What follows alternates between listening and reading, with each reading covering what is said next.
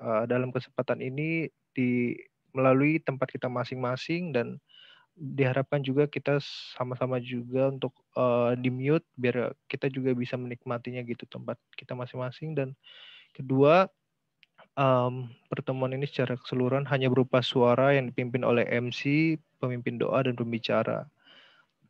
Dan cukup diwakili oleh yang melayani aja pada hari ini. Dan ketiga, memungkinkan untuk menyalakan video jemaat, dan kita semua boleh untuk menyalakan video untuk bisa saling mengenal juga gitu.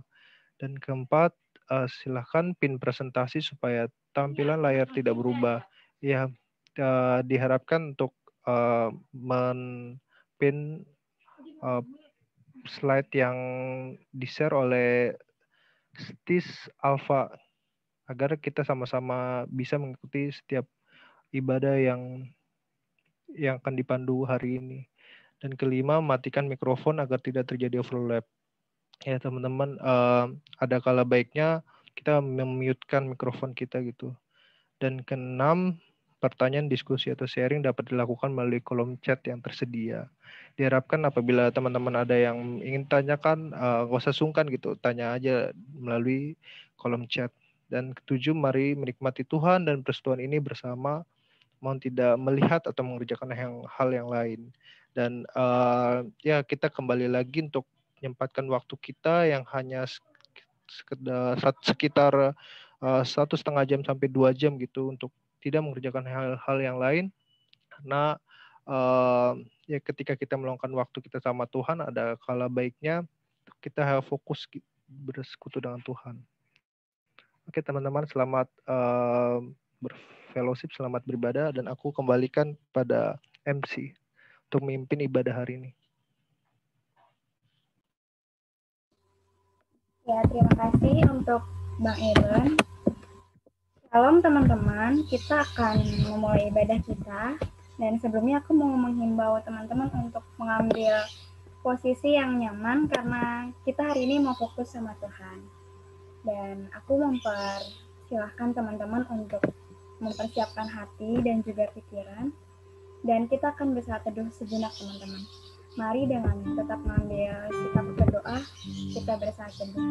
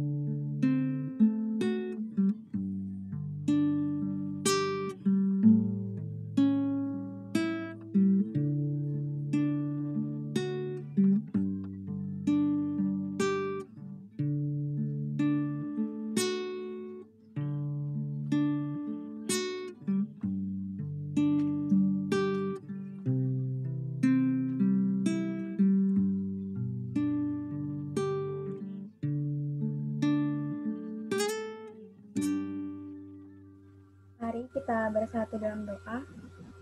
Ya Allah Bapa kami yang bertahta dalam kerajaan surga yang mulia, yang kami sembah, yang kami tinggikan, yang kami puji, yaitu Tuhan Yesus Kristus. Terima kasih Tuhan untuk kesempatan yang Tuhan boleh berikan lagi kepada kami hari ini Tuhan. Kami boleh ada di sini, kami boleh dalam satu room ini Tuhan. Walau mungkin kami berbeda jarak Tuhan, tapi kami percaya Engkau sendiri hadir di rumah kami masing-masing, di tempat kami masing-masing ya Tuhan. Tuhan, kami akan memulai ibadah persekutuan kami hari ini. Kiranya Tuhan sendiri yang boleh menolong, memberkati ibadah ini dari awal, pertengahan, hingga akhirnya ya Tuhan.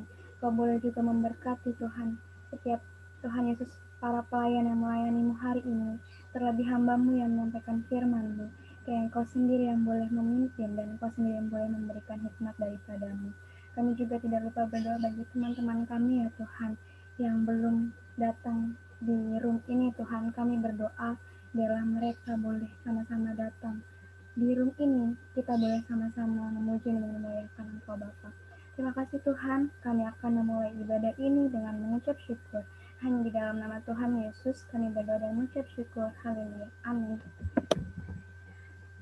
Sekali lagi teman-teman, aku ucapkan shalom buat kita semua. Sungguh bersyukur atas kasih karunia Tuhan, kita boleh ada sampai detik hari ini. Dengan semua berkat yang selalu menyertai dan melingkupi kita teman-teman. Mari kita bersyukur dan memuji Tuhan karena kasih-Nya yang tidak pernah berkesudahan. Biarlah semua yang bernafas memuji Tuhan dan menyembah Dia, Raja di atas segala raja. Mari kita nyanyikan lagu ini teman-teman, bersyukurlah.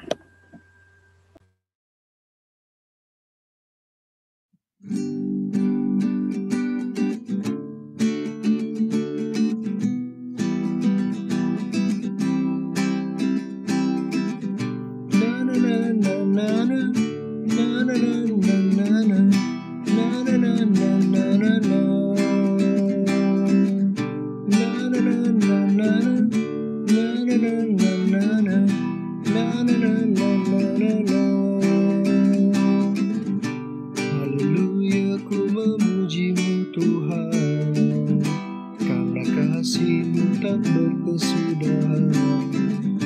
Biarkan bernafas memuji Sang Raja, di atas gunung dan di dalam samudra. Tanganku ku angkat padamu, mensyukuri rahmat yang Kau beri. Kakiku melompat bagimu, sebab rahmat-Mu baru setiap pagi. Bersyukurlah kepada Tuhan, sebab Ia baik, sebab Ia baik, bahwasanya untuk selamanya. Kasih setianya, kasih setianya. Na na na na na na na na na na na na na na na. Haleluya, ku memuji-Mu Tuhan, karena kasih-Mu tak berkesudahan. Biarkan bernafas memuji Sang Raja, di atas gunung dan di dalam samudra. Tanganku ku angkat padamu, mensyukuri rahmat yang Kau beri. Kakiku melompat bagimu, sebab rahmat-Mu baru setiap pagi. Bersyukurlah kepada Tuhan, sebab Ia baik, sebab Ia baik, bahwasanya untuk selamanya. Kasih setianya, kasih setianya. Na na na na na na na na na na na na na na.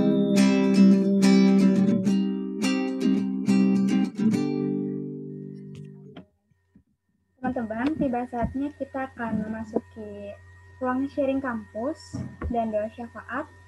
Dan kepada pensharing kampus, aku persilahkan.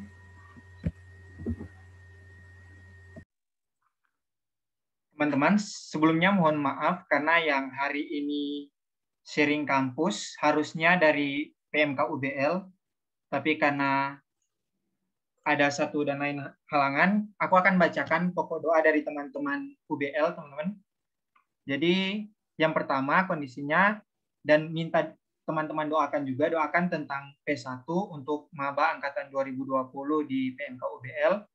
Hal mengenai metode apa yang baiknya digunakan, waktu yang tepat dalam penyelenggaraan, isi dari P1 itu sendiri, dan kesediaan setiap jemaat untuk mengikuti P1 nantinya. Jadi yang pertama, PMK IBL sedang mempersiapkan untuk penjangkauan dari mahasiswa-mahasiswa angkatan 2020 gitu teman-teman. Kemudian yang kedua, doakan persekutuan doa yang akan dilaksanakan kembali di PMK UBL. Doakan agar boleh terus terlaksana untuk meningkatkan kedekatan antar jemaat dan sekaligus pembinaan bersama di PMK UBL, sehingga melalui PD nanti setiap jemaat boleh terus bertumbuh sesuai dengan firman Allah. Kemudian yang ketiga, saat ini pengurus sedang bergumul dengan kesiapan hati masing-masing dalam pelayan, meminta kita semua untuk doakan agar setiap pengurus tetap berkomitmen untuk melayani di PMK UBL dan memiliki hati yang rindu melihat jemaat diberkati dalam pertumbuhan imannya. Yang selanjutnya, doakan persekutuan online, di mana membuat jemaat mulai jenuh dan bosan dalam mengikuti persekutuan di PMK UBL. Mari kita doakan seluruh jemaat di PMK UBL agar terus membuka diri untuk dilayani dan bertumbuh melalui setiap kegiatan yang diselenggarakan. Kemudian yang terakhir, saat ini PMK UBL sedang dalam proses regenerasi. Mari kita doakan regenerasi pengurus ke depan. Hal yang sangat sulit bagi pengurus PMK di masa ini karena kurangnya komunikasi dan tidak bisa bertemu secara langsung dengan jemaat. Di mana hal ini cukup berat karena belum bisa memperhatikan pribadi dari calon pengurus secara mendalam. Nah, mari kita doakan agar ada hati yang benar-benar mau menyerahkan diri sebagai seorang pelayan yang baik dan bertanggung jawab saat menjadi pengurus nantinya. Jadi, ada 5 pokok doa dari PMK IBL dan dipersilakan kepada Yelsi untuk mendoakan. Mari kita bersatu dalam doa. Tuhan Yesus yang baik, Bapa yang bertata di dalam kerajaan surga, segala puji dan syukur kami haturkan kehadirat-Mu Tuhan, karena pada sore hari ini kembali kami datang kepadamu. Kami berterima kasih untuk kesempatan dan waktu yang Tuhan berikan hingga kami dapat mendoakan sesama kami ya Tuhan. Terlebih Tuhan, kami rindu untuk mendoakan Myanmar yang dimana Tuhan tahu saat ini kondisi yang sedang tidak baik, agar kiranya orang-orang Kristen yang ada di sana beserta orang-orang yang tinggal di negara Myanmar dapat menikmati Tuhan di tengah-tengah kondisi yang tidak baik, karena kami tidak tahu ya Tuhan betapa sulitnya kondisi mereka saat ini. Biarlah mereka tetap menikmati Tuhan dan tetap bersekutu bersama untuk memuji dan memuliakan nama Tuhan. Dan kiranya Tuhan, kami juga mau berdoa untuk para lansia yang belum mendapatkan vaksin dikarenakan kurang sosialisasi dan informasi yang akurat, agar kiranya yang membutuhkan dapat segera mendapatkannya ya Bapa. Dan terlebih Tuhan, kami juga berdoa agar kiranya COVID-19 di tengah-tengah bangsa dan dunia ini cepat berlalu, agar kiranya kami dapat beraktivitas seperti biasanya ya Bapa. Dan kiranya Tuhan, pada kesempatan ini juga kami mau berdoa untuk PMK UBL yang dimana Tuhan saat ini mereka sedang bergumul tentang P1 untuk maba angkatan 2020 PMK UBL yang dimana saat ini mereka sedang bergumul untuk kesediaan setiap jemaat untuk dapat mengikuti P1 agar kiranya Tuhan membantu segala sesuatu yang sedang dipersiapkan, dan di mana juga Tuhan PMK UBL juga bergumul untuk persekutuan doa agar kiranya dapat terlaksana dengan baik, agar kiranya setiap jemaat memiliki kerinduan yang dimana melalui PD nanti setiap jemaat boleh terus bertumbuh sesuai dengan firman Tuhan. Dan kiranya Tuhan saat ini juga para pengurus bergumul dengan kesiapan hati masing-masing dalam pelayanan yang dimana setiap pengurus sedang bergumul untuk tetap berkomitmen dalam melayani di PMK UBL dan menyediakan hati untuk tetap rindu melihat jemaat diberkati dalam pertumbuhan imannya. Kemudian ya Tuhan, kami juga mau mendoakan PMK UBL yang dimana saat ini persekutuan online yang membuat jemaat pada PMK UBL mulai jenuh dan bosan dalam mengikuti persekutuan, agar kiranya Tuhan menumbuhkan semangat bagi mereka untuk dapat menikmati Tuhan di tengah-tengah kondisi yang tidak begitu menyenangkan. Bahkan ketika online kami sulit untuk fokus dan memahami apa yang sedang disampaikan Dan kiranya Tuhan berikanlah kami hati untuk tetap berhikmat dan tetap menikmati Tuhan di tengah-tengah kondisi yang tidak memungkinkan seperti ini. Dan kiranya Tuhan, yang terakhir kami juga mau berdoa untuk regenerasi pengurus yang ada di PMK UBL, agar kiranya setiap pengurus di masa ini yang saat ini sulit untuk bisa saling berkomunikasi, tetap bisa bertemu secara langsung dengan jemaat, meskipun banyak hal yang harus dipergumulkan terkait kondisi yang tidak memungkinkan untuk bertemu secara langsung, agar kiranya para calon pengurus secara mendalam untuk mendoakan agar setiap hati benar-benar mau menyerahkan diri sebagai seorang pelayan yang baik dan tetap bertanggung jawab saat menjadi pengurus nantinya. Ya Tuhan, kami tahu bahwa sulit bagi kami untuk dapat mengerti setiap hati setiap orang ya Bapa, karena kami tahu Tuhan bahwa Engkau sajalah yang mengetahui setiap isi hati kami, bahkan Tuhan mengetahui apa yang kami perlukan. Dan kiranya Tuhan, kami menyerahkan doa kami yang tidak sempurna ini ke dalam tangan-Mu, kiranya Tuhan menyempurnakannya ya Bapa, dan Engkau mengetahui segala sesuatu yang kami perlukan. Kami menyerahkan semuanya ini ke dalam tangan-Mu. Dalam nama Tuhan Yesus Kristus kami berdoa dan mengucap syukur. Haleluya. Amin. Terima kasih untuk Bang Alfa yang telah mewakili peng-sharing kampus, dan terima kasih juga kepada Kak Yelsi yang telah membawakan doa syafaat. Teman-teman, sebelumnya kita akan masuk ke warta jemaat. Untuk itu, kepada pewarta aku persilahkan. Ya teman-teman, sebelumnya mohon maaf apabila suaraku agak gangguan karena lagi hujan. Bersyukur untuk pelayan Bible Study hari ini kita dilayani. Pembicara kita ada Bang Yonas dan MC kita ada Hesti STMI 2018. Pemusik ada Rizky Exodus 2017 dan singer ada aku Ebenezer STMI 2017 dan sharing kampus tadi dari PMK Universitas Budi Luhur. Dan pendoa syafaat ada Yelsi dari UKI 2018.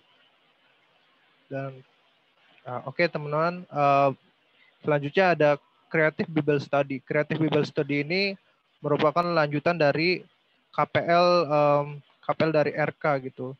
Tapi di sini boleh untuk jemaat, untuk kita semua untuk mengikutinya. Dan jika teman-teman mau mengikuti Creative Bible Study ini, kiranya teman-teman menghubungi Bang Ray untuk bisa mengikuti Creative Bible Study ini, karena link ini tidak dibagikan secara bebas, tapi untuk kita yang mau join bisa untuk mengikutinya, dan nanti link akan dibagikan oleh Bang Ray. Nanti Creative Bible Study ini akan diadakan di hari Rabu ini. Dan oke, dan ini juga kita juga ada Buletin Nehemia, dan Buletin Nehemia ini terdiri dari beberapa pokok doa 5 kampus wilayah di Jakarta, dan juga ada sharing di dalamnya. Berharap untuk kita semua teman-teman untuk tetap setia membaca pokok doa yang ada dan membaca setiap sharing yang ada di dalam Buletin Nehemia. Dan ini juga di sini juga ada rekaman Bible Study kita. Bisa mungkin teman-teman kembali lihat, mungkin teman-teman di pertemuan kemarin minggu lalu berhalang untuk hadir, boleh untuk membuka link tersebut. Dan juga mungkin teman-teman membutuhkan bahan pemuridan online juga bisa membuka link tersebut. Oke, dan berharap juga minggu depan kita bisa sama-sama tetap hadir di Bible Study kita, dan Bible Study kita bertemakan pendalaman Alkitab, melanjutkan dari Bible Study sebelumnya di Yeremia 17 ayat 19 sampai 27. Next. Oke, teman-teman, Perkantas mengadakan ibadah Paskah. Ibadahnya itu di tanggal 10 April 2021 di hari Sabtu, dan dan harinya jam 4 sampai jam 6 sore. Pembicaranya ada Mas Triawan. Dan kita bisa sama-sama mengaksesnya di akun YouTube Perkantas. Berharap kita semua boleh meluangkan waktu kita dan menikmati Paskah dalam YouTube Perkantas.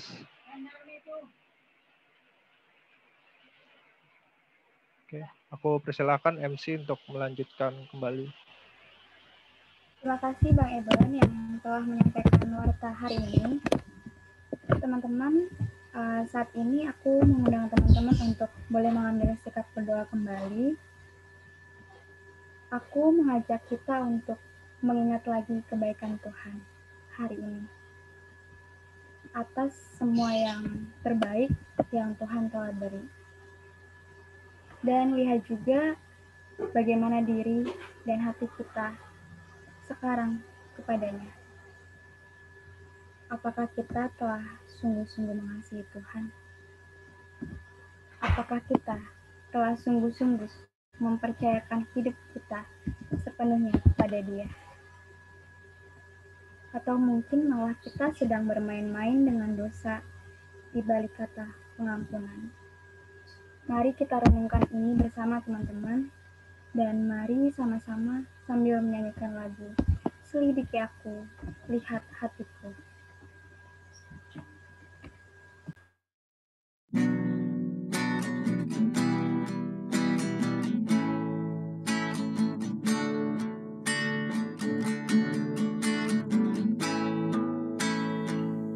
Selidiki aku, lihat hatiku, apakah ku sungguh mengasihimu, Yesus, Kau yang Maha Tahu dan menilai hidupku, tak ada yang tersembunyi bagimu.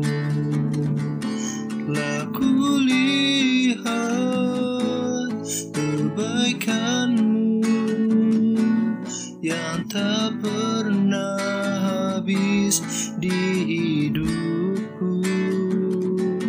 Ku berjuang sampai akhirnya Kau dapati aku tetap setia. Teman-teman, memang kita selalu terjatuh dalam dosa. Namun 1 Yohanes 1:9 berkata, jika kita mengaku dosa kita, maka Ia adalah setia dan adil, sehingga Ia mengampuni segala dosa kita. Mari serahkan hidup dan hati kita kepada Tuhan, dan izinkan Dia memimpin hidup kita. Mari teman-teman dengan lebih sungguh-sungguh lagi, kita merefleksikan ini dan memohon ampun kepada Tuhan.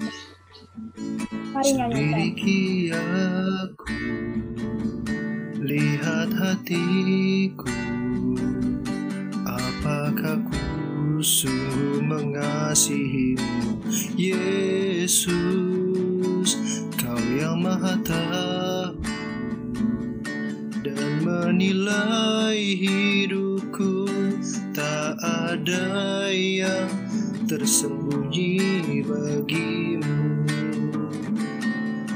Ku lihat kebaikan-Mu yang tak pernah habis di hidupku. Ku berjuang sampai akhirnya Kau dapati aku tetap setia. Aku lihat kebaikan-Mu yang tak pernah habis di hidupku. Ku berjuang sampai akhirnya Kau dapati aku tetap setia. Pada Pak Yonas, aku persilahkan.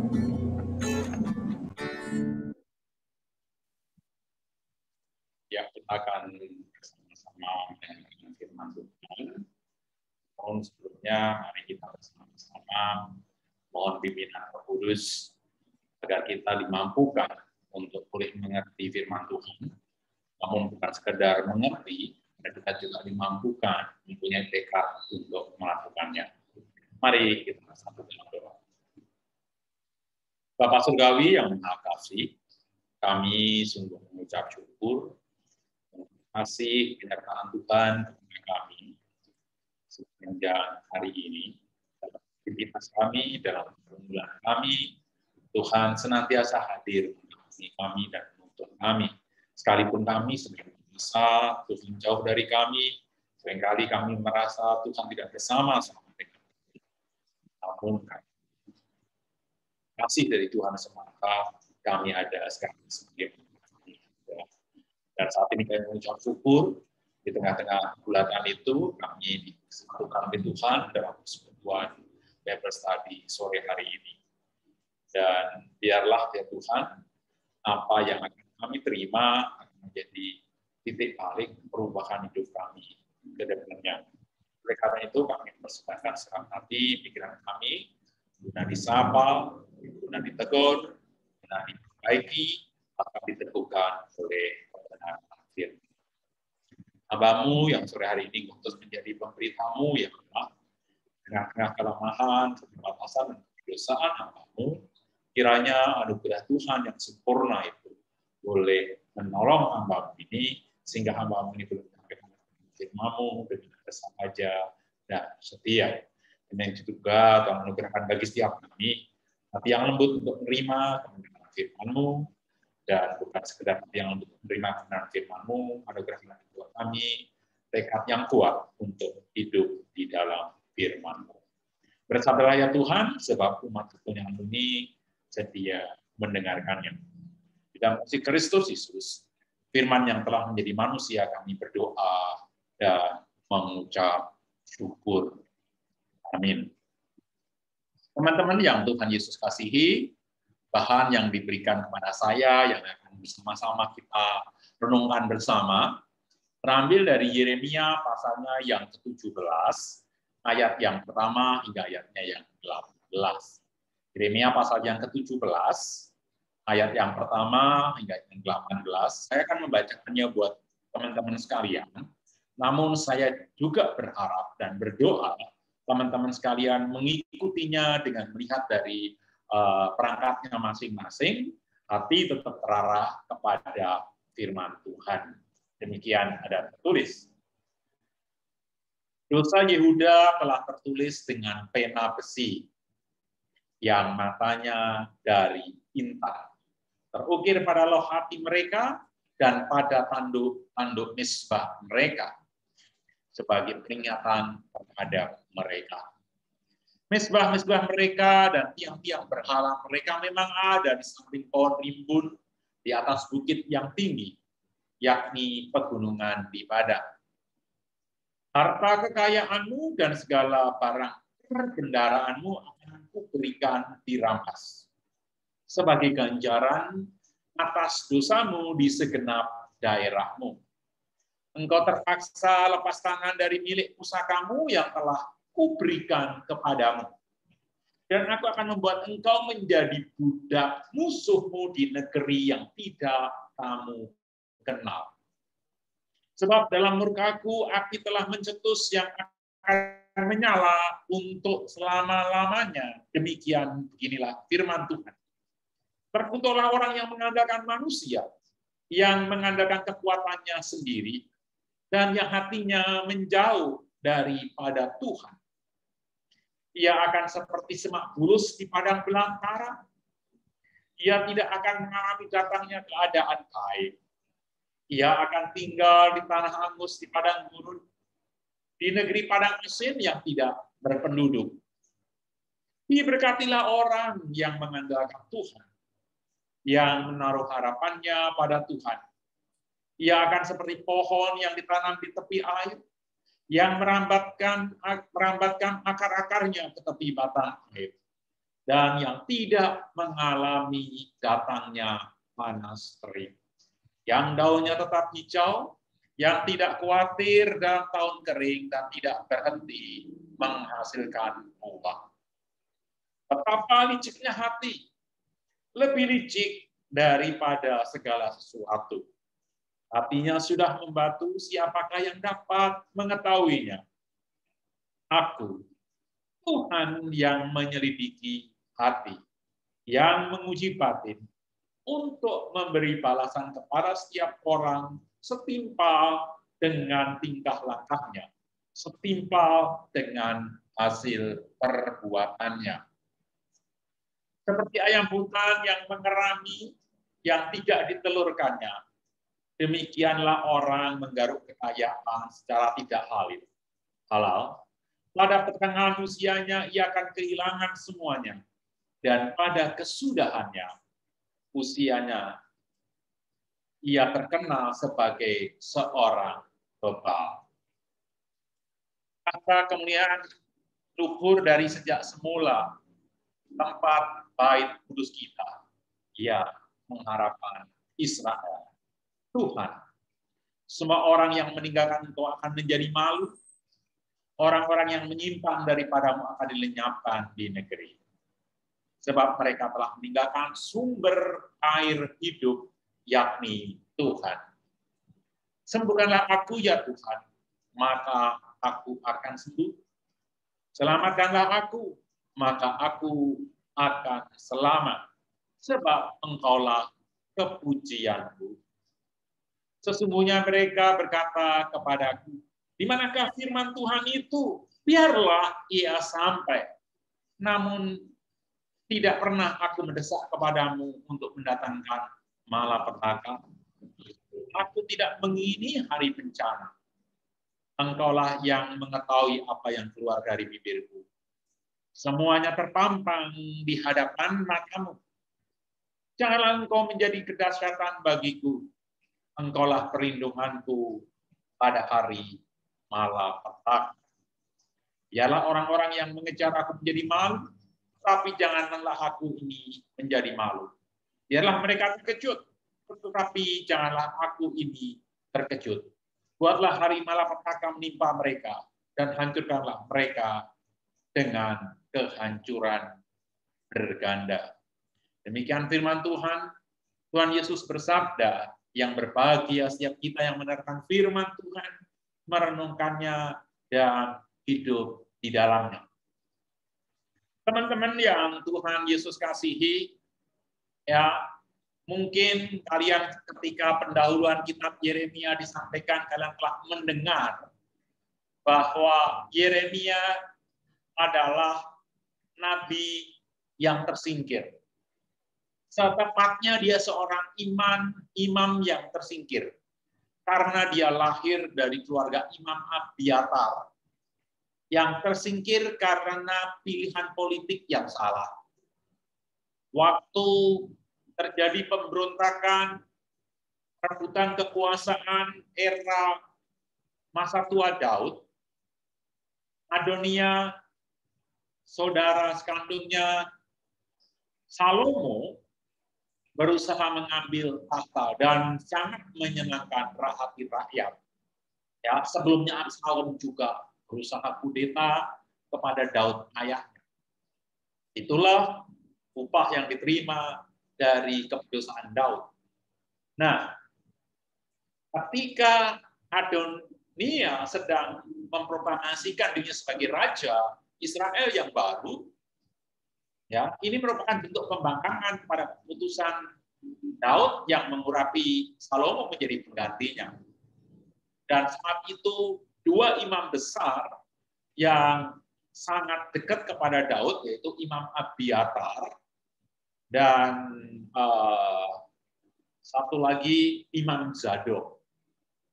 Nah, ketika waktu itu Imam Abiatar memihak kepada Adonia, sehingga ketika Salomo berkuasa, maka mereka dipecat dan dipulangkan ke perkampungan para imam yang di Anatot.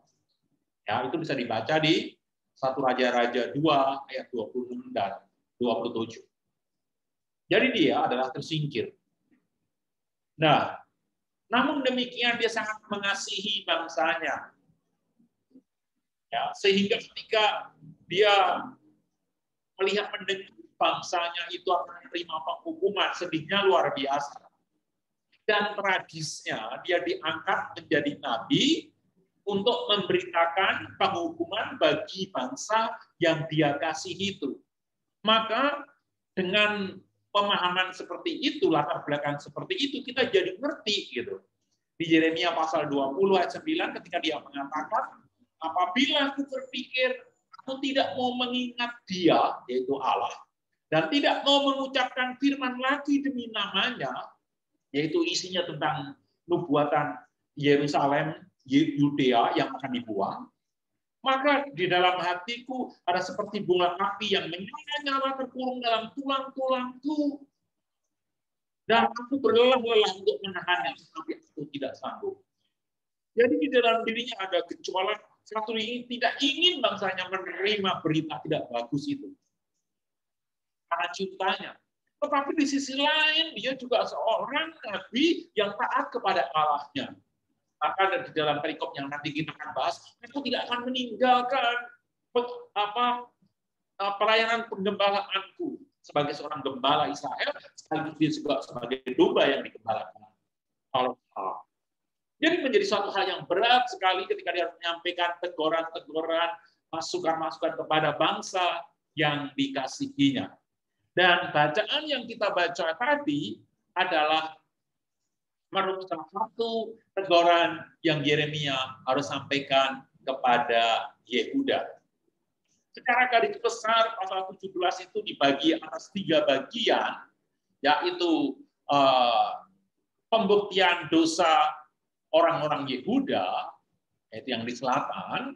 Yang kedua adalah doa Yeremia untuk memohon kelepasan ayat 14 sampai 18, dan ini adalah perintah untuk menertibkan kembali ya untuk orang mengkuduskan hari Sabat, karena disitu dikritik bagaimana mereka sudah tidak menghormati Sabat lagi. Meskipun dari banyak penafsir yang saya baca terjadi perbedaan pembagian ayat di dalam pengelompokan pokok pikirannya, namun secara umum penafsir-penafsir besar di pasal 17 itu membagi menjadi 3 bagian yang saya sebutkan tadi. Dan kita akan mulai dari bagian yang pertama dengan melihat latar belakang mengapa perikop ini, mengapa teks ini, mengapa firman Tuhan ini keluar. Nah, kita membaca dari Yeremia pasal yang ke-16 yang ke-10, dikatakan di situ, kata Allah kepada Yeremia, jika kamu sampaikan pesan-pesan ini, pesan-pesan yang akan dibawa di pasal 16 berikutnya dan pasal 17 dan seterusnya, ya, jika kamu sampaikan pesan-pesan ini, mereka, yaitu orang-orang Yehuda, akan mengatakan demikian. Mengapa Tuhan mengancamkan segala malapetaka yang besar terhadap kami? Apa kesalahan kami dan apa dosa kami yang telah kami lakukan terhadap Tuhan Allah kami? Kata Tuhan di situ hurufnya besar semua, artinya Yahweh Allah kami. Sama lumrah ketika orang menerima sesuatu yang tidak baik, mempertanyakan kok tidak adil? Kok yang menerima itu? Jarang ketika kita dapat IP 4, Tuhan, kenapa cuma saya yang IP-nya 4? Kenapa yang lain tidak? Biasanya kita diam dan berkata, ya memang saya layak menerima itu. Biasanya begitu. Tapi kalau menerima sesuatu yang tidak menyenangkan, yang berkata, wahai Mika, kenapa saya? Wah, itu. Demikian juga orang Yehuda. Dia mengatakan, kenapa Tuhan mengancamkan segala malapetaka besar terhadap kami? Sangat kami. Apa perbuatan apa yang bisa dikategorikan sehingga setimpal dengan hukuman yang akan kami terima. Kira-kira begitu. Dan pasal 17 ini menjadi jawaban objektif yang tak terbantahkan dari Allah atas pledoi, atas pembelaan yang salah yang dilakukan oleh orang Yehuda seperti yang dicatat yang baru kita bahas bersama tadi. Ya. Kita mulai dari ayat yang pertama. Firman Tuhan, dosa Yehuda telah tertulis dengan pena besi yang matanya dari intan mengukir pada loh hati mereka dan pada tanduk-tanduk misbah mereka sebagai peringatan terhadap mereka. Saya mau ngomongnya sampai ayat 2a karena bahasa artinya juga demikian. Jadi Allah mengatakan dosa orang Yehuda itu bukan pakai pensil yang dapat gampang dihapus. Enggak. Karena hati mereka dilukiskan seperti demikian. Yaitu bagaikan loh batu yang begitu keras. Sehingga untuk memahatnya diperlukan, untuk memahat atau mengukirnya, diperlukan alat pahat atau alat ukir dari besi dan bermata intan. Intannya adalah zat yang paling keras yang dikenal di bumi ini. Maka apapun juga bisa diukir melalui menggunakan intan. Dan karena kekerasan dan karena dosa orang Yahudi yang begitu keras, kedegilan hatinya, sehingga perlu menggunakan alat yang paling keras tadi. Dan kalau mereka menyangkal seperti yang diucapkan di pasal 16 ayat 10 tadi, ya, ini menjadi bukti dan bagi peringatan bagi mereka. Bukti yang tidak terbantahkan. Dosamu tertulis begitu dalam, tidak bisa dihapus oleh apapun. Karena batu yang keras dan diukir dengan intan yang super keras. Dan itu terukir di loh hati mereka, juga ditanduk misbah, ditanduk-tanduk misbah mereka. Di dalam hati dan pikiranmu, dan itu mewujud di dalam ibadatmu melalui tanduk-tanduk misbah. Tanduk itu di mana darah dipercikkan sebagai bukti persembahan. Dan karena itu ada, dan itu tidak bisa dihilangkan karena tanduk-tanduk misbahnya itu ada pada mereka. Jadi karena apa? Saya katakan tadi, dengan tanduk-tanduk misbah itu, tempat korban sajian, tempat korban bakaran mereka, sebagai bukti yang tak terbantahkan atas bakti mereka kepada dewa-dewa asing yang mereka sembah. Selain di dalam hati dan alat ibadah mereka. Ayat 2b menegaskan bahwa mesbah-mesbah mereka masih berdiri kokoh. Tiang-tiang berhala mereka masih belum dirubuhkan, sehingga bukti forensik tidak terbantahkan bahwa mereka telah tidak setia kepada Yahweh Allah mereka, Yahweh penebus mereka. Karena tempat-tempat ibadah mereka yang menyembah dewa-dewa asing begitu tegak berdiri dan tidak bisa dihilangkan begitu saja. Ini suatu bukti yang tak terbantahkan atas perselingkuhan rohani mereka. Selain itu bisa ditanyakan kepada tetangga-tetangga mereka teman-teman sebangsa dan setanah air mereka, apa yang mereka lakukan selama ini di dalam ibadah-ibadah mereka. Bahkan juga bisa ditanyakan kepada anak-anak mereka. Karena sejak anak-anak kecil, anak-anak mereka dibawa ke bukit-bukit pengorbanan untuk mengenal dewa Molok, dewa kesuburan, dan lain, dewa Baal, dan lain sebagainya yang ada di Kanaan. Jadi, bukti-bukti tidak terbantahkan lagi. Oleh karena itu, karena bukti-bukti tidak terbantahkan lagi, maka vonisnya adalah ini. Harta kekayaanmu dan segala perbendaraanmu akan kuberikan dirampas sebagai ganjaran atas dosamu di segenap daerah. Engkau lepas tangan dari milik pusakamu yang telah kuberikan kepadamu, dan aku akan membuat engkau menjadi budak musuhmu di negeri yang tidak kau kenal. Sebab dalam murkaku api telah mencetus akan menyala untuk selama-lamanya. Ini kalau konteks sekarang bisa dikatakan begini. Segala uang tabunganmu di bank akan ludes, investasimu akan anjlok, dan karena semuanya sudah tidak ada lagi, propertimu akan kau lepas tangan. Pada properti itu pemberianku.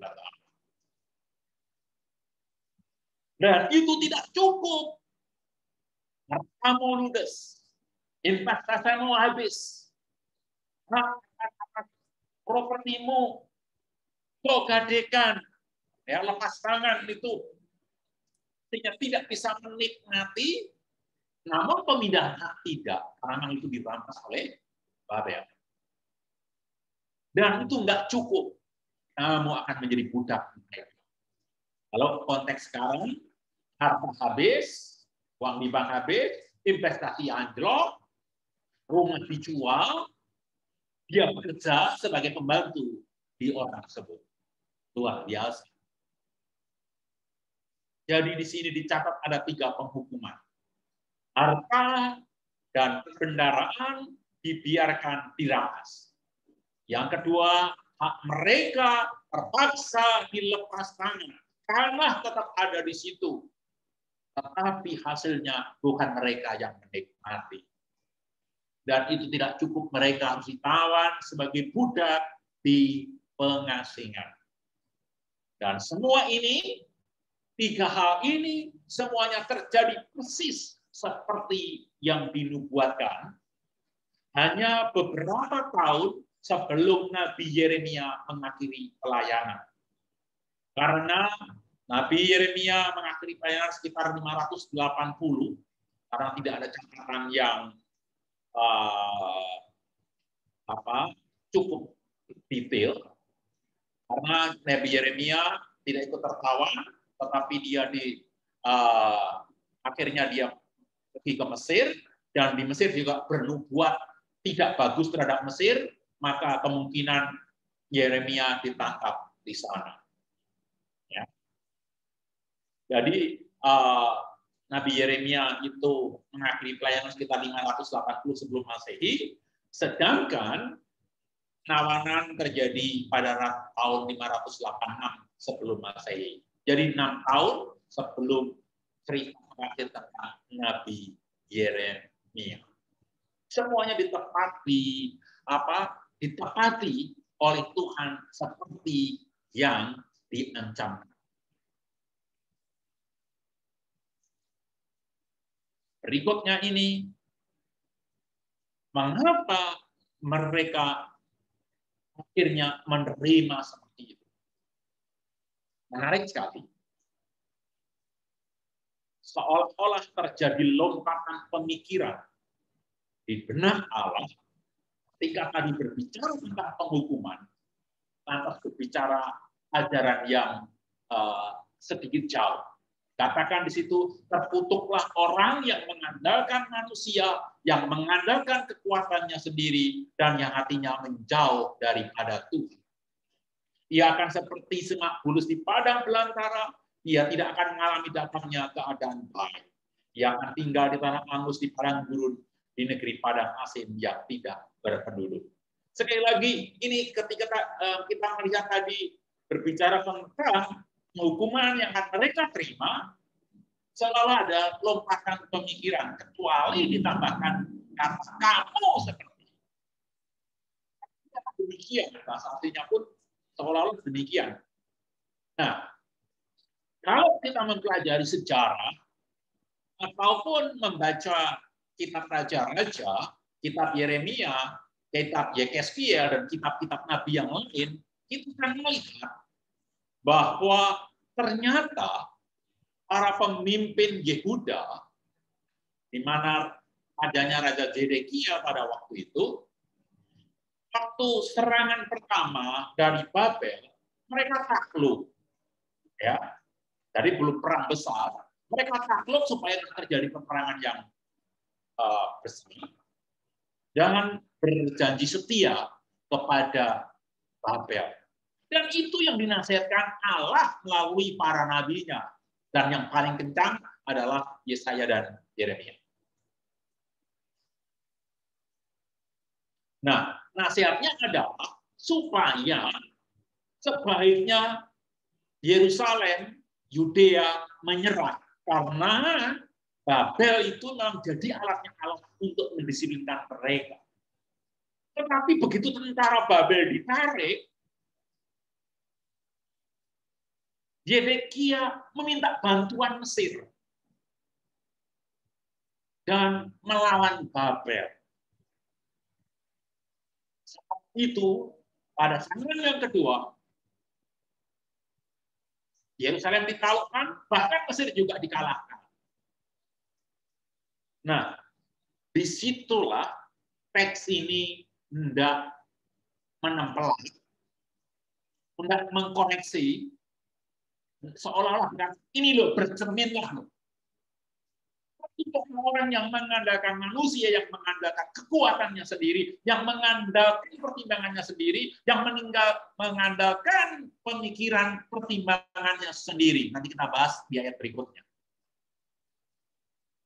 Jadi karena Zedekia lebih memperhitungkan melalui pemikiran sendiri, nasihat-nasihat para petinggi kerajaan dan nabi palsu Hananya, nanti kalau kalian sempat memphk-nya di Hananya adalah nabi palsu yang memberitakan kabar berbeda dari Yeremia.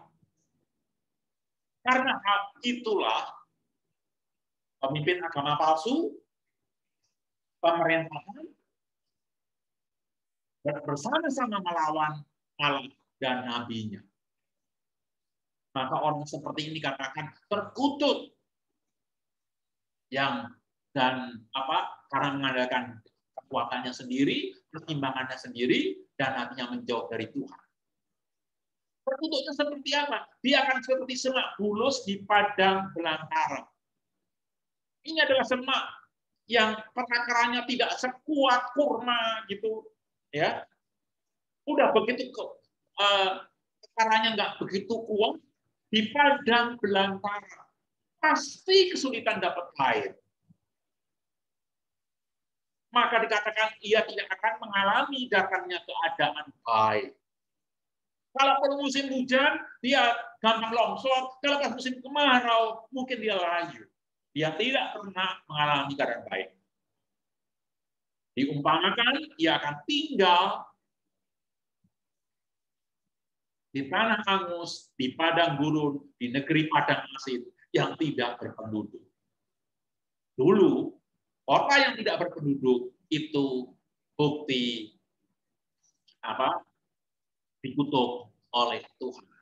Jadi sekali lagi, yang dimaksud di sini adalah orang yang mengandalkan pemikiran manusia, nabi-nabi palsu, penasihat-penasihat busuk, dan lain sebagainya, sehingga mereka melawan firman Allah yang disampaikan kepada mereka melalui Nabi Yeremia. Sehingga mereka justru menerima hukuman atau penindasan yang lebih keras karena hal itu. Nah, ini dinubuatkan oleh Yeremia ketika terjadi perdebatan dengan nabi palsu Hananya di pasal 28 ayat 13 yang dikatakan, aku akan menggantikan gandar kayu itu apa itu yang dipakai sapi untuk membajak itu supaya sapinya tunduk itu dari kayu. Nah, menggantikannya dengan gandar besi karena pada waktu itu untuk memperingatkan mereka, Nabi Yeremia menggunakan gandar kayu, terus sambil memberitakan firman Tuhan bahwa kamu ditaklukkan oleh Babel. Jangan melawan supaya selamat. Pesannya itu. Tapi Nabi Hananya, Nabi palsu Hananya sok. Dia ambil gandar kayu dari punggungnya Yeremia dan dipatahkan di depan itu di belakang. Sesungguhnya akan mematahkan gandar ini. Wah, diterima langsung sama orang-orang Yehuda. Dan setelah itu Yeremia datang. Karena kau mengatakan gandar kayu, aku akan menggantikanmu gandar besi. Nah ini, ya, karena mereka mengandalkan diri dan akhirnya bergabung dengan Mesir, maka mereka ditindas lebih keras lagi oleh bangsa Babel. Jadi ini merupakan kebenaran orang yang mengandalkan manusia dibandingkan mengandalkan Tuhan, pasti hidupnya selamat. Dan ini bukan merupakan kebenaran yang spesifik untuk Yehuda saja. Ini adalah kebenaran universal. Karena firman Tuhan itu bersifat universal dan bersifat lintas waktu. Kalau kita lebih mengandalkan pertimbangan manusia, pertimbangan filsafat dunia, atau dunia dengan hikmatnya, maka kita pun akan berakibat seperti ini. Yang dikatakan tidak pernah mengalami keadaan. Orang-orang seperti ini yang mengikuti nilai-nilai dunia, yang mengikuti filsafat dunia, ya sikut kanan, sikut kiri untuk naik posisi itu kan wajar, ini kan kompetisi.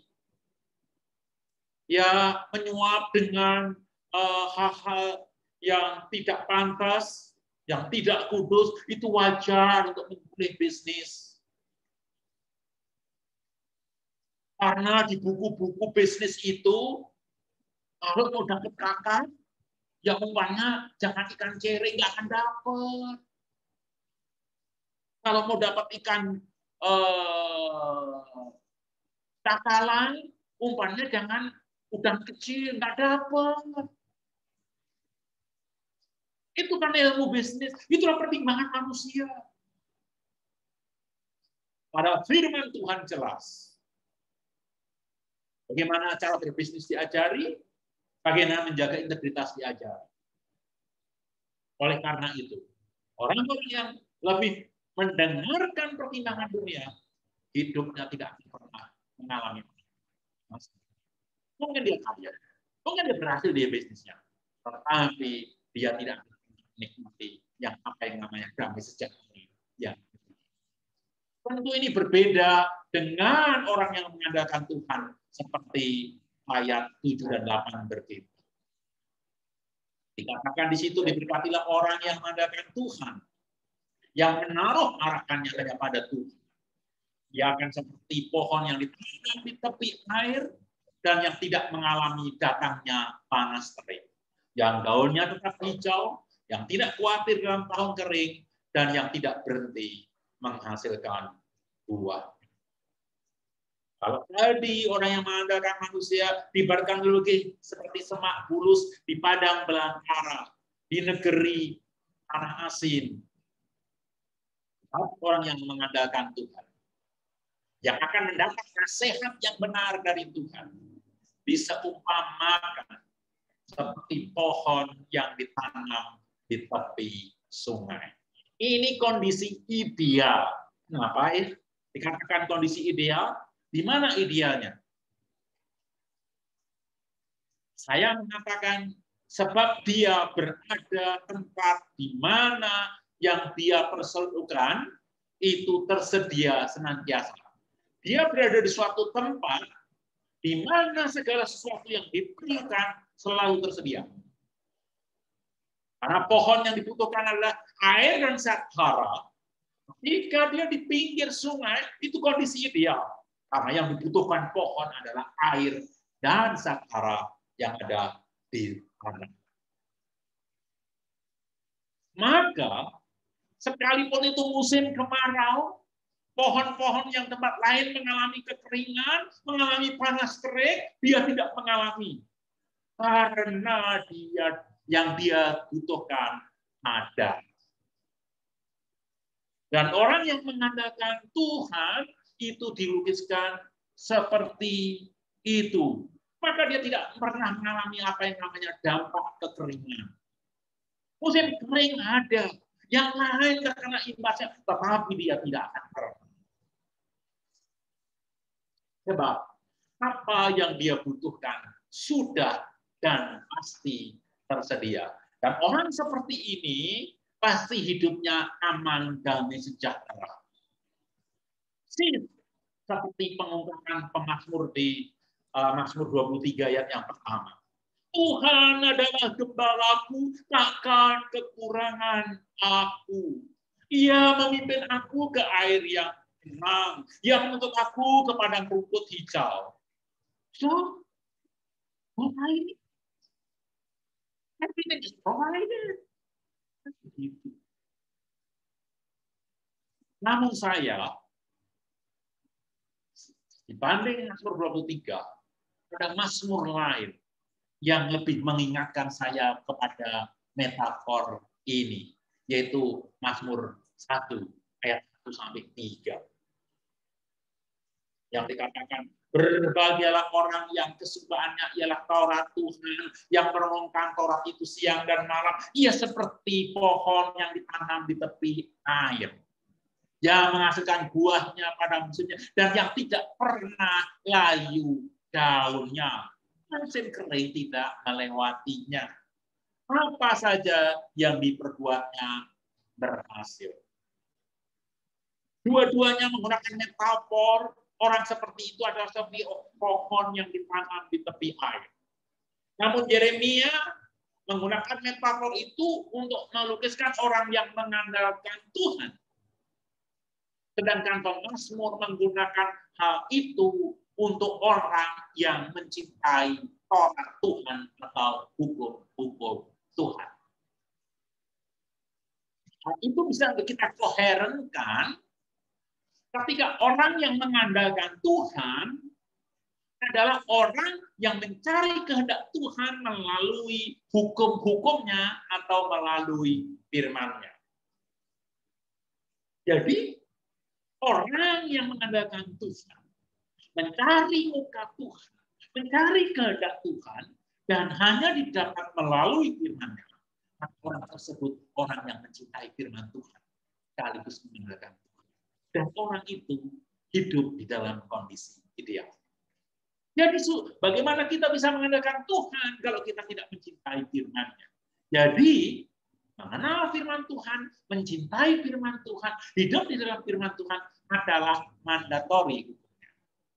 Ini bisa kita mengerti ketika Yahweh Allah Israel menegaskan betapa pentingnya hidup menurut firman Tuhan. Sejak mulai zaman Musa, misalnya di Ulangan 6 ayat 17 dan 18. Haruslah engkau berpegang pada perintah, peringatan, dan ketetapan Tuhan Allahmu yang diperintahkannya kepadamu.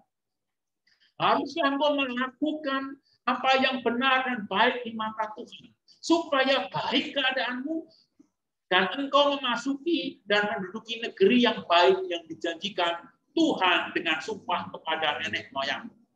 Supaya baik keadaanmu, supaya kamu berhasil di dalam menduduki tanah berjanji, syaratnya satu, kamu hidup di dalam firman Tuhan, kamu mendengarkan firman Tuhan, dan mentaati firman Tuhan. Bahkan konsep ini diturun alihkan, diminta diajarkan berulang-ulang kepada anak-anak mereka. Ulangan 6 ayat 7 mengatakan, haruslah engkau mengajarkan berulang-ulang kepada anak-anakmu dan membicarakannya apabila engkau duduk di rumahmu, apabila engkau sedang dalam perjalanan, apabila engkau sedang berbaring, apabila engkau sedang bangun. Dengan kata lain, ajarkan untuk mencintai firman Tuhan, untuk hidup di dalam firman Tuhan, itu diajarkan pada sejak waktu masih kecil, pada setiap kesempatan. Bahkan ya, ketika terjadi alih kepemimpinan dari Musa ke Yosua. Di Yosua 1 ayat 8 dikatakan, janganlah lupa untuk memperkatakan kitab Taurat ini, renungkanlah siang dan malam, supaya engkau bertindak hati-hati sesuai dengan apa yang tertulis di dalamnya. Sebab dengan demikian perjalananmu akan berhasil dan engkau akan beruntung. Jadi di situ bahwa mencintai firman Tuhan sebagai wujud kebergantungan kita kepada Tuhan akan menolong kita untuk tetap tegar di masa sukar, tetap hijau di masa kemarau.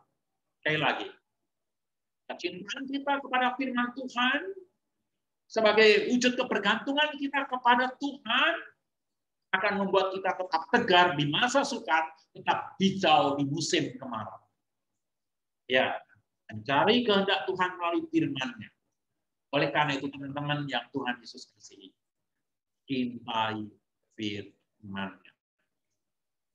Jangan sampai kesalahan orang Yehuda, bangsa Yehuda yang lebih mempercayai pertimbangan pribadi, pertimbangan dunia, filsafat dunia, dibandingkan firman Tuhan yang jelas-jelas diberitakan oleh Nabi Yeremia. Nyata pertimbangan mereka tidak taunya bersifat menipu. Ini bisa kita lihat pada ayat berikutnya. Liciknya hati lebih licik dari segala sesuatu. Hatinya sudah membatu, siapa yang dapat mengetahuinya? Aku Tuhan yang menyelidiki hati dan menguji batin, yang akan memberi balasan kepada setiap orang setimpal dengan tindakannya, setimpal dengan hasil perbuatan.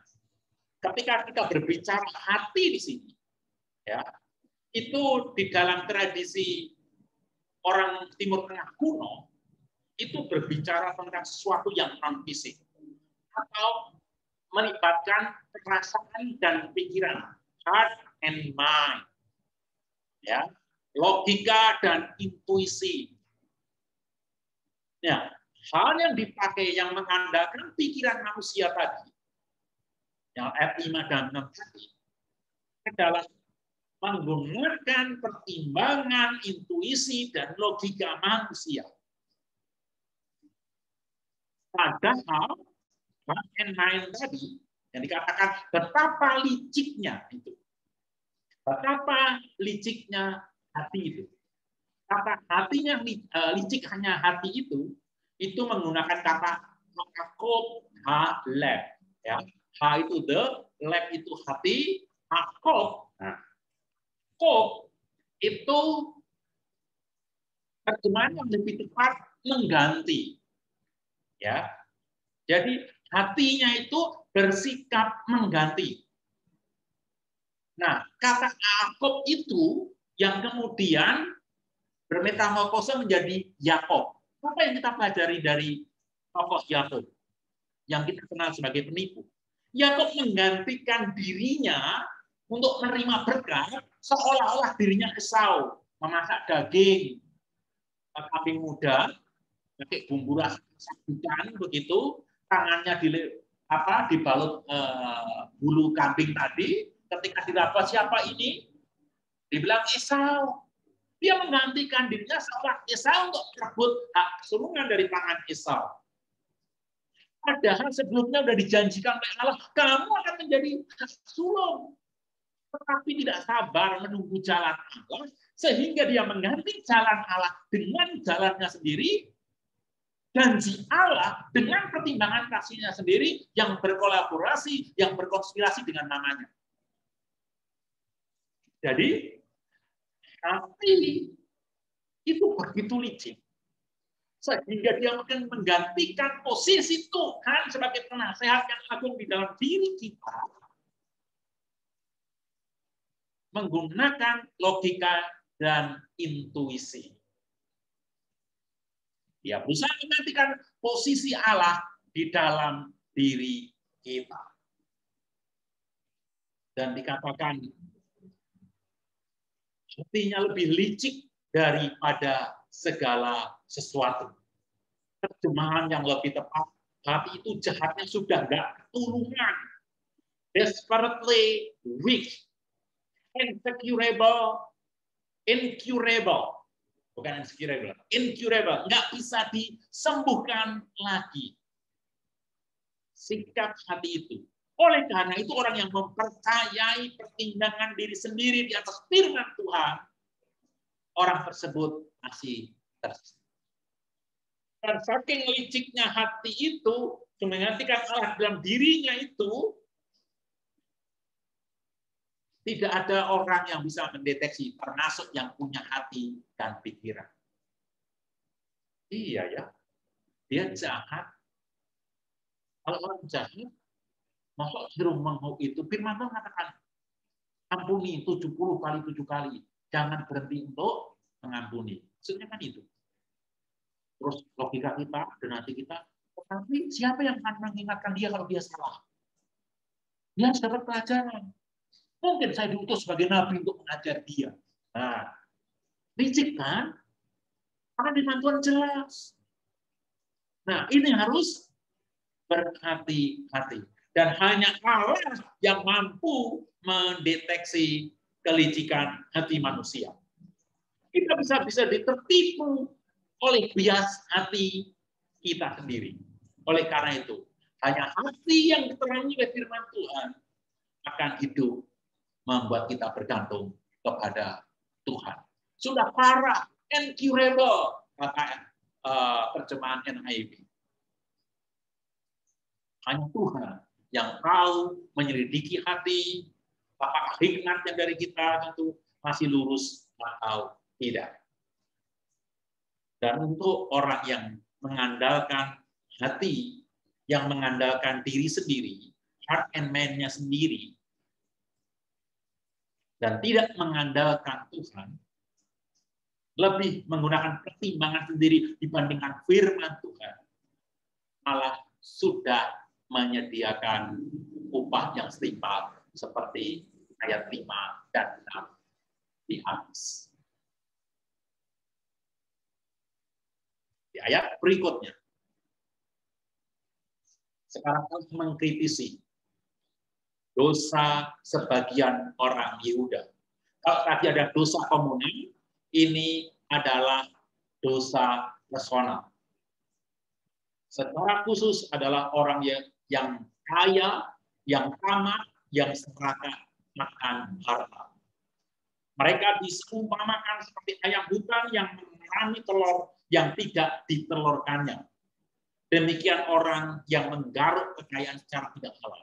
Karena pada waktu itu, udah di tengah krisis pemerintahan, krisis ekonomi, mereka yang kaya masih menindas yang lemah, rentenir banyak sekali di sana. Ya, bahkan membuat tindakan-tindakan supaya yang miskin terjerat hutang dan setelah itu tidak bisa bayar, maka dijadikan budak terhadap bangsa sendiri. Ini bekas-bekasnya masih ada sampai Nehemia kembali harus meluruskan hal itu. Ya. Nah, orang yang serakah, yang tamak terhadap harta, dan bahkan tidak peduli orang lain ini, diibaratkan seperti ayam hutan yang mengalami telur yang tidak ditelurkannya. Seperti apa sih? Maksudnya apa itu? Ayam hutan yang mengalami, yang tidak telurkannya itu adalah sudah susah payah ngeremin, netes, bukan anaknya. Nah, di Indonesia itu ada namanya burung Sri Kedasi. Burung Sri Kedasi itu kalau dia bertelur di sarang burung lain yang sedang bertelur. Sehingga dia nggak perlu mengerami. Nakal ini burung. Nggak sebagus namanya. Jadi taruh telurnya di situ dan burungnya lebih besar. Kadang-kadang burung Sri Kedasi itu telur asli si burung tadi dibuang atau dimakan. Sehingga si burung ini tanpa sadar meremin anaknya Sri Kedasi. Nah, saat menetas, ini anaknya lebih gede dari burung yang dititipin itu. Nyari makannya susah banget. Jadi si induknya itu yang bukan induk aslinya itu nyariin makanan susah payah, dia gede, ternyata bukan anaknya. Nah, orang-orang seperti itu kan disebut rugi double, bukan? Orang yang tamak harta, yang mengalahkan segala cara, bisa berjerih payah mengumpulkan harta benda, dan duduk untuk mengelolanya, mengembangkannya, tetapi tidak pernah merasakan penghiburan atau kepuasan melaluinya. Mungkin mereka nanti hartanya ludes, hartanya tetap ada tapi tidak bisa menikmati. Kaya raya tapi kena stroke, ya kan? Nggak bisa makan ini, nggak bisa makan itu, seperti itu dan seperti itu. Mereka mungkin kehilangan hartanya, tapi kalau tidak hilang hartanya pun dia akan kehilangan kesempatan untuk menikmatinya, seperti yang benarnya mengerami orang itu. Orang di sini disebut bebal, bukan? Susah payah bukan untuk diri. Nah, kita akan masuk kepada bagian kedua dari tema PA kita pada malam hari ini. Saya mohon maaf kalau ini panjang, demikianlah kalau eksposisi. Ya. Nah, dari nubuatan melawan Yehuda, 2 ayat ini, Yeremia setback kepada relasi pribadinya kepada Allah, yaitu keluh kesah doanya kepada Yahweh Allah Israel. Maka ayat 12 dan 13 ini dia mengatakan, maka kemuliaan luhur dari sejak semula tempat bait kudus. Ya, pengharapan Israel adalah Tuhan. Dari kutuk, dari keras begitu, dia merefleksikan dirinya. Dan dia merupakan pengakuan kepada Tuhan bahwa Israel, bahwa Yahweh adalah sumber air hidup bagi Israel. Pada ayat-ayat 1-11, dosa Israel terbukti. Dan mereka pasti akan menerima penghukuman setimpal dengan dosa-dosa mereka. Namun demikian, ada penghiburan. Masih ada pengharapan Israel, yakni Yahweh, Allah mereka, gunung batu mereka, sekaligus sumber air hidup mereka. 2 ayat ini menjadi penutup tema keberdosaan Israel, sekaligus juga menjadi jembatan pembuka kepada pokok tema berikutnya, yaitu doa Yeremia untuk minta kelepasan. Nah, dilihat dari doa Yeremia yang begitu indah, saya mengajak teman-teman fokus kali ini.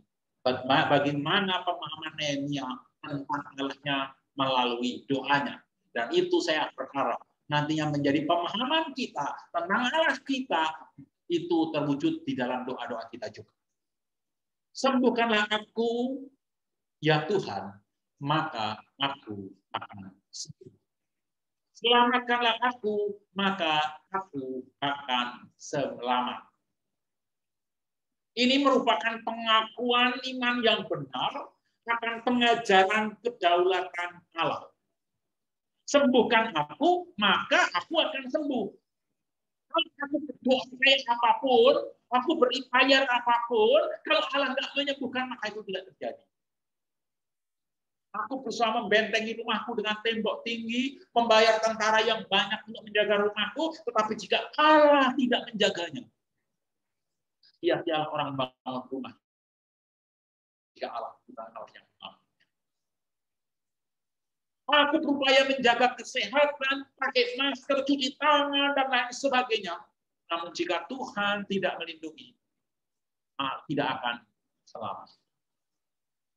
Ini menjadi pengakuan yang benar, pengajaran akan kedaulatan Allah, the sovereignty of God. Segala sesuatu yang terjadi pasti di dalam kedaulatan Allah. Namun, lawan-lawan mereka meremehkan pernyataan ini.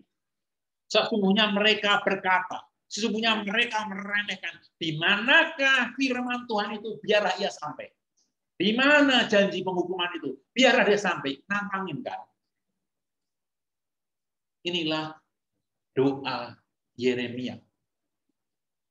Dan ayat 17.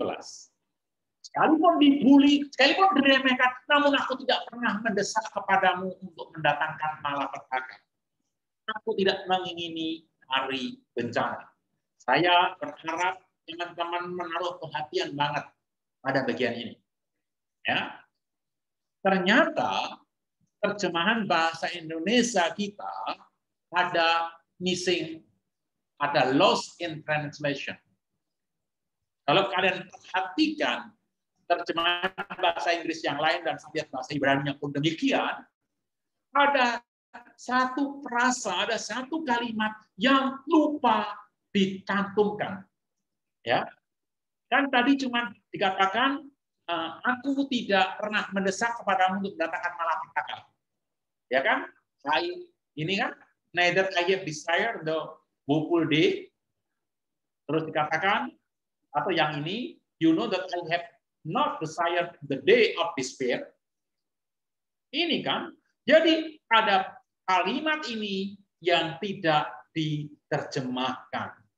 Padahal ini menjadi penting sekali. Ada missing in translation, ada lost in translation atau missing in translation.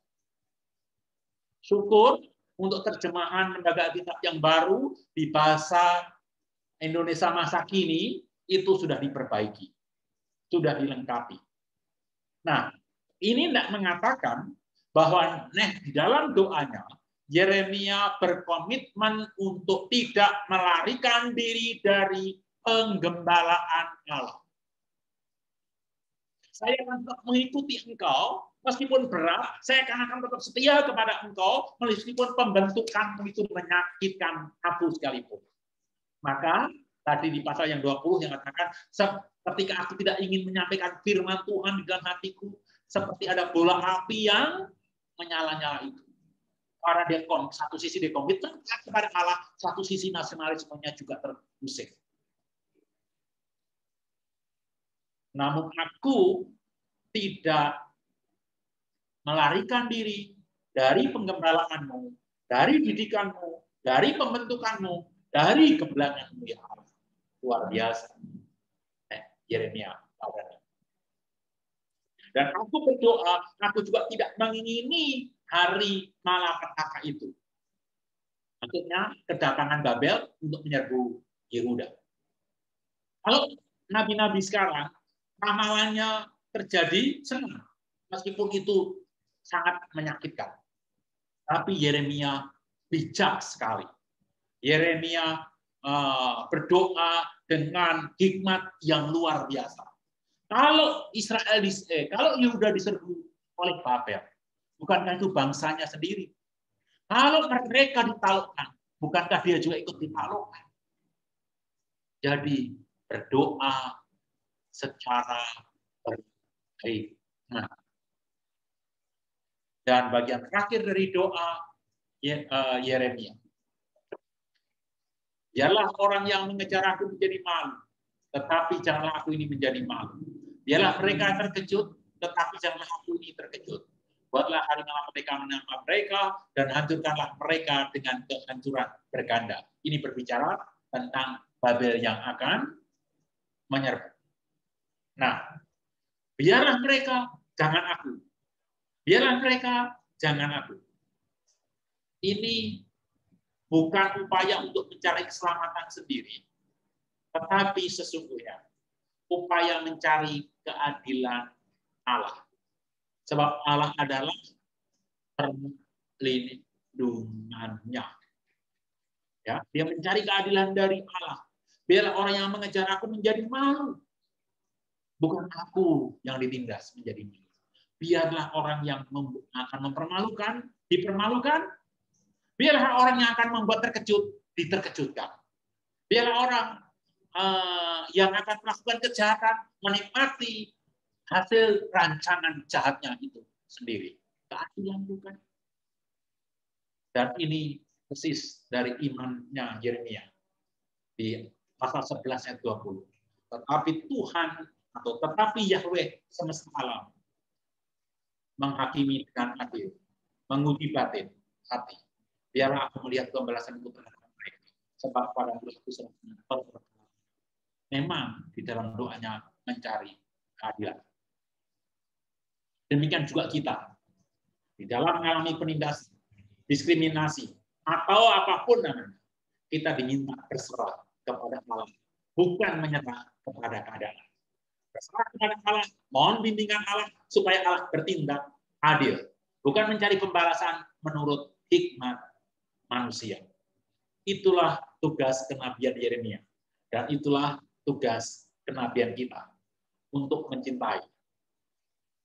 Pertama, namun tetap memberitakan kebenaran bagi mereka. Dua, ada 3 pelajaran penting dari doa Yeremia. Yang pertama, pengakuan akan kedaulatan Allah. Yang kedua, berkomitmen terhadap penggembalaan Allah. Jawabannya A, baik ataupun tidak baik. Iya ataupun tidak. Semua demi kepentingan penggembalaan dirinya. Maka dia berserah kepada Allah yang adil. Dan berdoa dengan hikmat, bukan asal meminta. Di dalam Bible study kita malam hari ini, kita banyak belajar banyak hal. Ya. Yang pertama kita belajar dari dosa orang Yehuda. Tidak mungkin kita membenarkan diri atau menyembunyikan dosa kita dari Allah yang Maha. Yang kedua, keputusan yang bijak adalah keputusan yang diambil berdasarkan nasihat Allah yang tercermin di dalam firman-Nya. Orang yang mengandalkan Tuhan terbukti terwujud dari kecintaannya kepada firman Tuhan. Karena dari firman Tuhanlah kita tahu kehendak dan doa yang benar berorientasi kepada kebenaran. Saya benar itu dinyatakan, keadilan itu dinyatakan dengan mengakui otoritas Allah, setia dalam panggilan Allah, dan mengadakan hikmat dari Allah. Tuhan Yesus memberkati kita sekalian. Amin.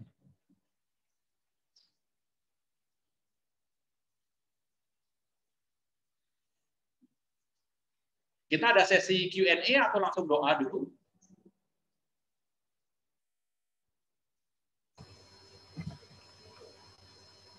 Boleh langsung berdoa mungkin Bang, kalau tidak ada yang mau bertanya. Doa. Ya, terima kasih. Saya sudah baru membaca, waktunya sudah habis. Oke, tapi kalau ada pertanyaan nanti silakan kita berdoa berbeda. Bapak Surgawi yang Maha Kasih, kami mengucap syukur, kami berterima kasih kepadamu ya Tuhan, karena pada malam hari ini kami telah belajar maraton melalui hamba-Mu Nabi Yeremia di dalam pelayanannya. Pada kami diingatkan supaya kami tidak bertindak bodoh seperti orang Yehuda yang Tuhan telah perintahkan dengan jelas melalui firman Tuhan, namun kami mencari jawabannya melalui hikmat manusia. Sehingga kami diibaratkan seperti semak bulus yang ada di padang gersang. Ampuni kami ya Tuhan, dan biarlah kami belajar dari ini, dan kami tidak mengulanginya kebodohan Yehuda, dan membuat kami menggantungkan diri kami kepada Allah yang kami temui di dalam firman Allah yang harus kami cintai. Karena daripadanya lah ada hikmat, dan daripadanya lah ada kehidupan yang berkenan kepada Allah. Ajar juga kepada kami ya Tuhan, untuk mengakui otoritas Tuhan di dalam kehidupan kami, di dalam jawaban doa-doa kami, dan di dalam permohonan kami. Dan biarlah di setiap kehidupan kami selanjutnya, kami mengandalkan Tuhan yang kami cari melalui firman-Mu. Hamba-Mu berhenti berbicara, suara hamba-Mu tidak akan terdengar lagi. Namun Roh Kudus Tuhan yang akan berbicara kepada setiap kami ketika kami menjalani kehidupan kami. Ampuni kami ya Allah, jika dalam mendengarkan firman sikap yang tidak berkenan di mata-Mu. Ampuni juga hamba-Mu, jika dalam menyampaikan kebenaran firman ada sikap hamba-Mu tidak berkenan di mata. Terlebih-lebih jika hamba mencuri kemuliaan. Sebab segala hormat dan kemuliaan bagi Allah dari kekal hingga kekal. Dan kesucian yang kami beritakan, kami berdoa dan mengucap. Amin. Amin. Terima kasih kepada Pak Yonas yang telah menyampaikan firman Tuhan hari ini. Kehidupan kita seringkali diperhadapkan pada apa yang di depan mata dan apa yang masih harus terus diperjuangkan. Antara apa yang terlihat dan apa yang harus kita imani. Tetapi membuat pilihan-pilihan dengan melibatkan Tuhan, itulah yang Tuhan inginkan. Hanya hati yang diterangi firman Tuhan yang membuat kita hidup berkenan di hadapan-Nya. Mari kita meresponi firman Tuhan dan terus berkomitmen untuk mau memiliki hati yang mengenal Dia, mengerti, dan terus setia kepadanya. Mari menyatakan ini dengan menyanyikan lagu Tuhan Melihat Hati.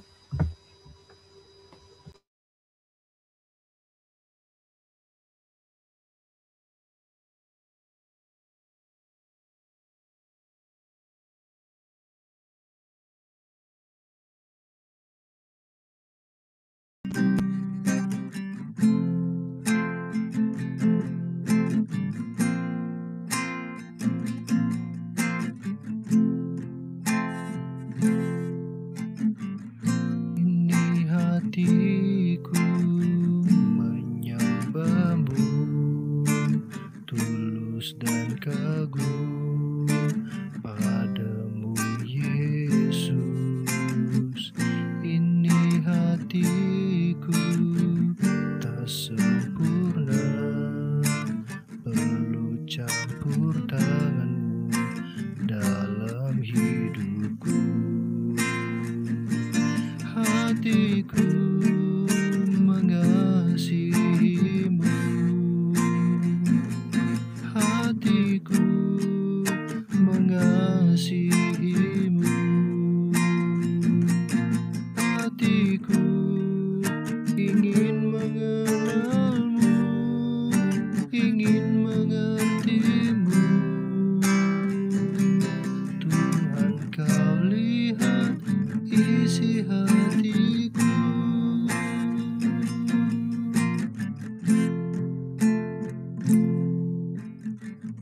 Ini hatiku menyembah-Mu, tulus dan kagum padamu Yesus. Ini hatiku tak sempurna, perlu campur tangan-Mu dalam hidupku. Hatiku mengasihi-Mu, hatiku mengasihi-Mu, hatiku ingin mengenal-Mu, ingin mengerti-Mu. Tuhan, Kau lihat isi hatiku.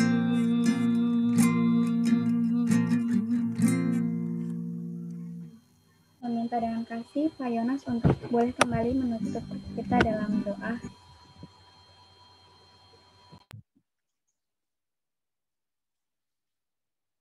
Ya, kita akan berdoa, namun sebelumnya sekali lagi mohon maaf kalau waktunya kepanjangan sehingga nggak ada waktu tanya jawab ya.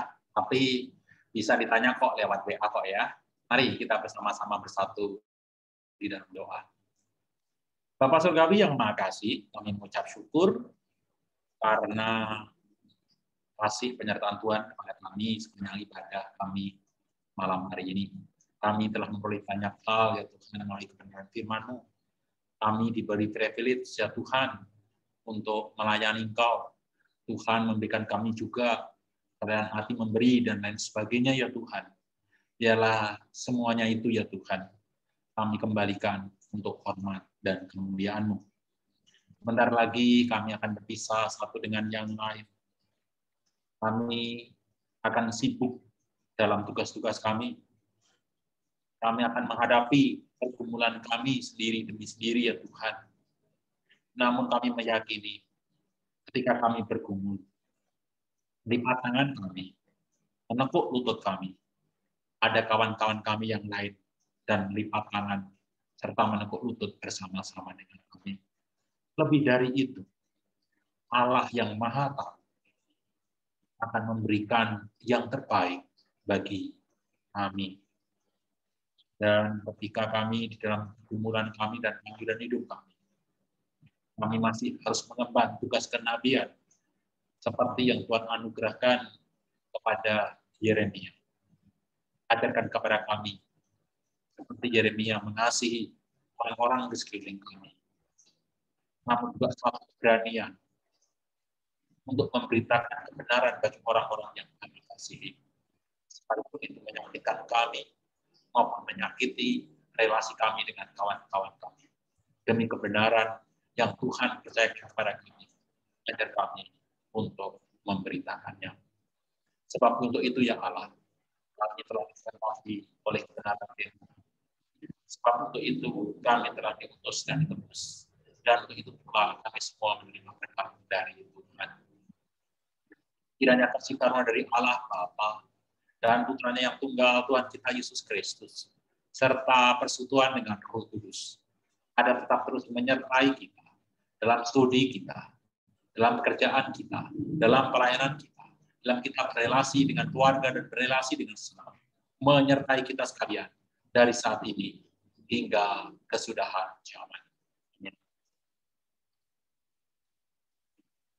Terima kasih Kak Yonas, terima kasih teman-teman. Ibadah kita telah selesai dan selanjutnya aku serahkan kepada pengurus. Ya, terima kasih teman-teman telah menghadiri ibadah Bible Study kita. Ibadah kita telah usai. Berharap untuk minggu depan, di hari Senin depan, kita boleh sama-sama kembali menikmati Bible Study yang ada. Terima kasih teman-teman.